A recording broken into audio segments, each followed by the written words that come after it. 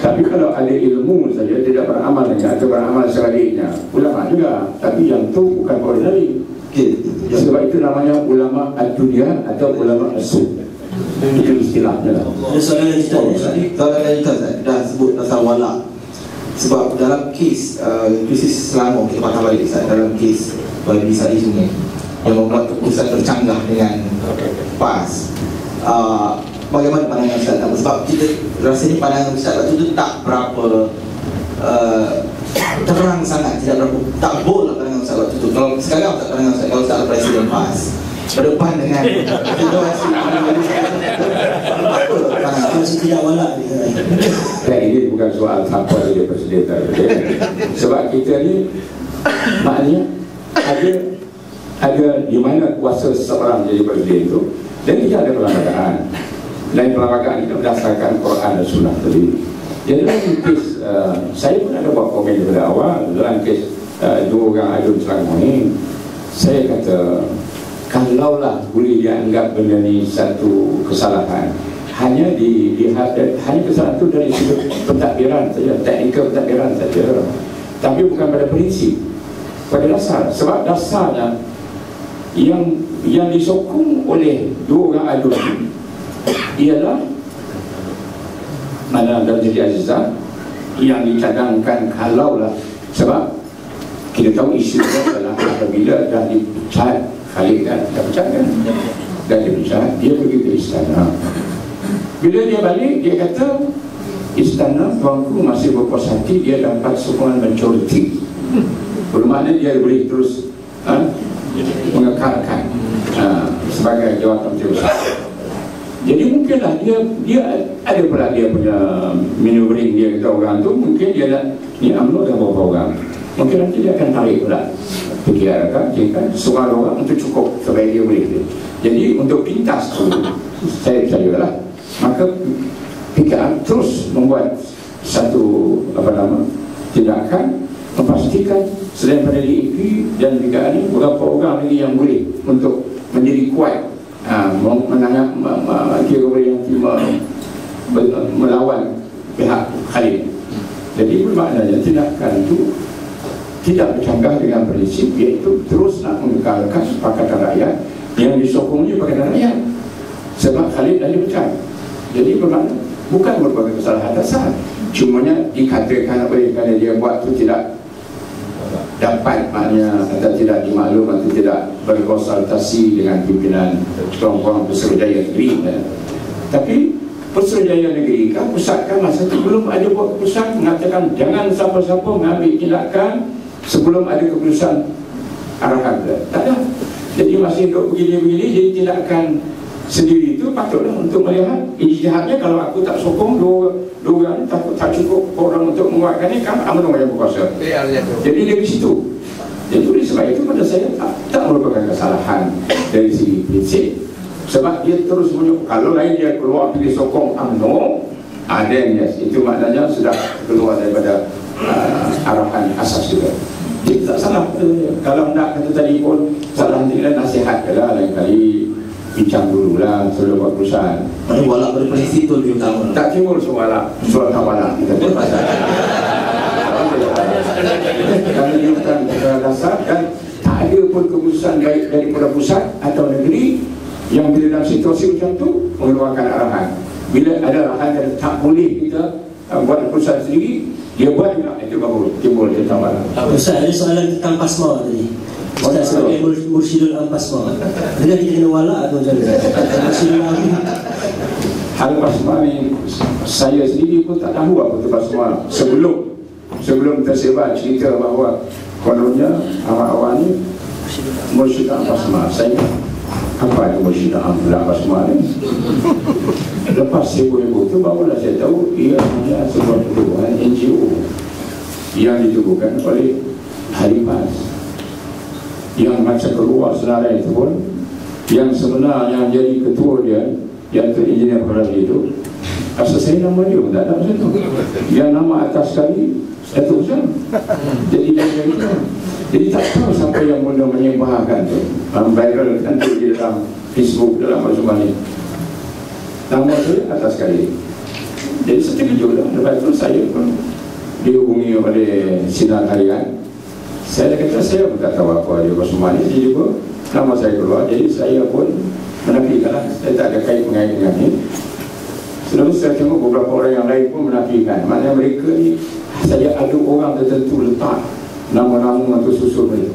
Kemudian lepas itu barulah yang sebenar Pak Raja sendiri menyebutkanlah kami lah, saya lah, ada beberapa orang lain.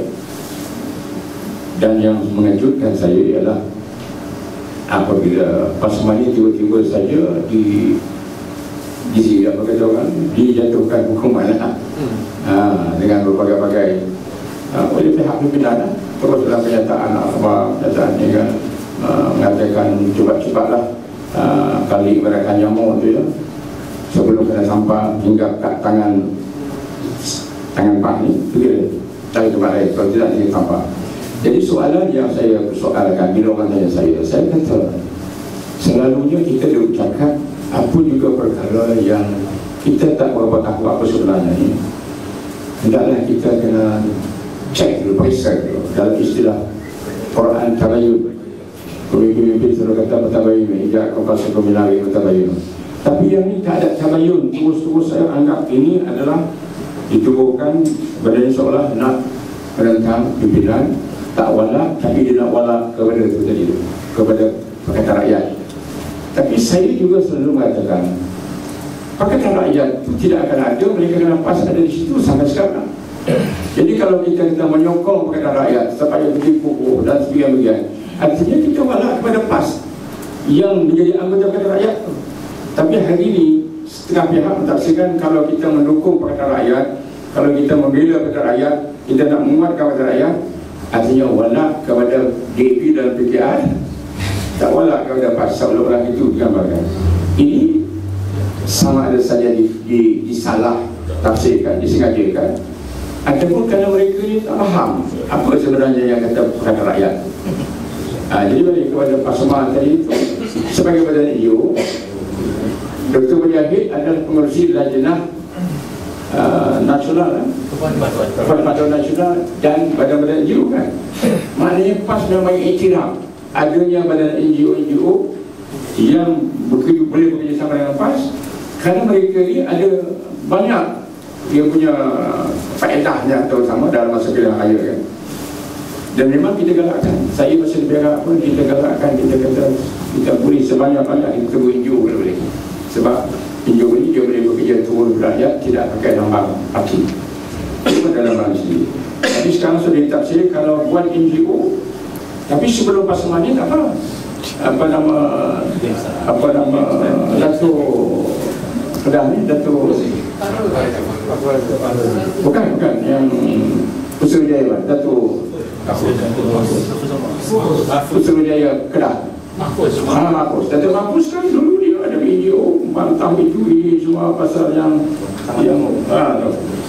semua sokong. Sekarang Mazhar Aliman video okey pula, tapi bila pasaman NGO tak boleh. Okay.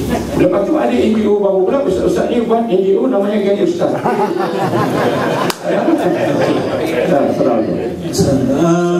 Ada soalan lain? Berapa soalan ini? Satu. Ada soalan lagi tak? Angkat tangan. Dua. Okay, silakan. Saya Puan Nur dari sebelah Jampang. Wanita harta tahta.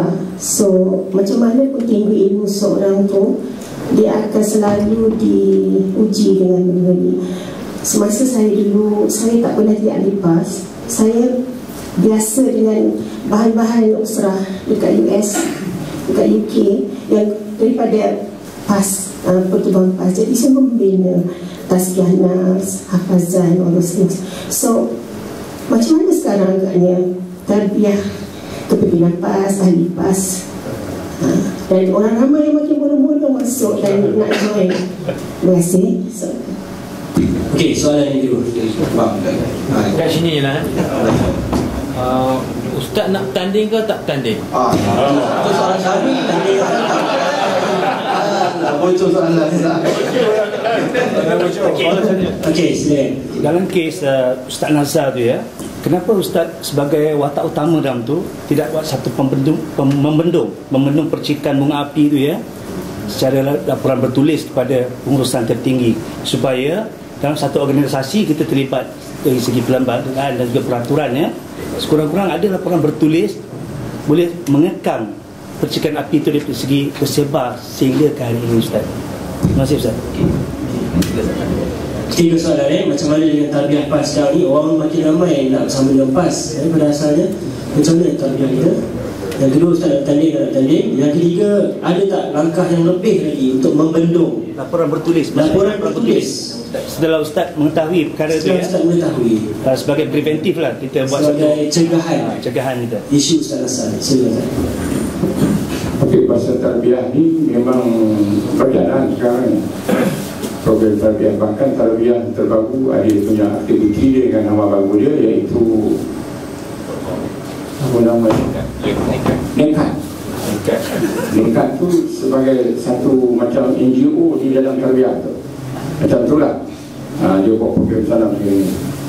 Jadi yang kelihatan dalam Nekat tu, orang yang bercakapnya, orang yang menjalankannya, kelihatannya tadi lah mana ke arah seolah-olahnya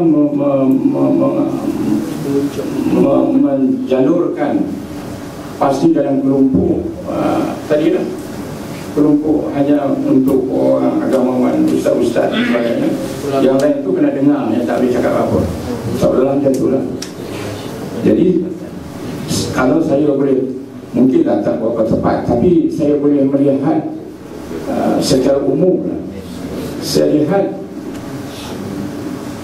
orang-orang yang terlibat dengan tarbiyah ni lah, sejak daripada dulu lagi ya, saya lihat orang-orang ni lah terlihat yang kerana mereka dan mereka diasuh dengan tarbiyah tu, mereka yang faham semangat Islam perjuangan tadi, terutama tentang wala dan sebagainya.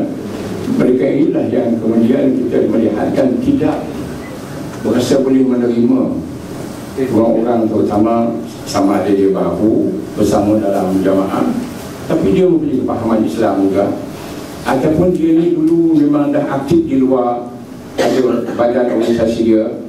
Orang-orang yang diasuh oleh tarbiyah ni, terutama sejak daripada universiti, khasnya pada di Timur Tengah dan sebagainya, Mesir kan, orang ni yang melihat seolah-olah maknanya orang yang masuk dalam pahli yang dah ada dulu pakai lambang dia sendiri, orang ni dianggap mengancam perjuangan PAS ni dan cuba nak membawa PAS ni keluar atau keluar daripada tujuan sana. Itu yang saya nampak timbul gejala-gejala yang sampai hari ini berlaku. Jadi bukan tarbiyah itu ke arah untuk mengukuhkan supaya kita berjuang ini, tapi dia pergi ke arah untuk seolah-olah memonopoli kuasa dalam parti ini pada golongan tertentu. Itu yang benar.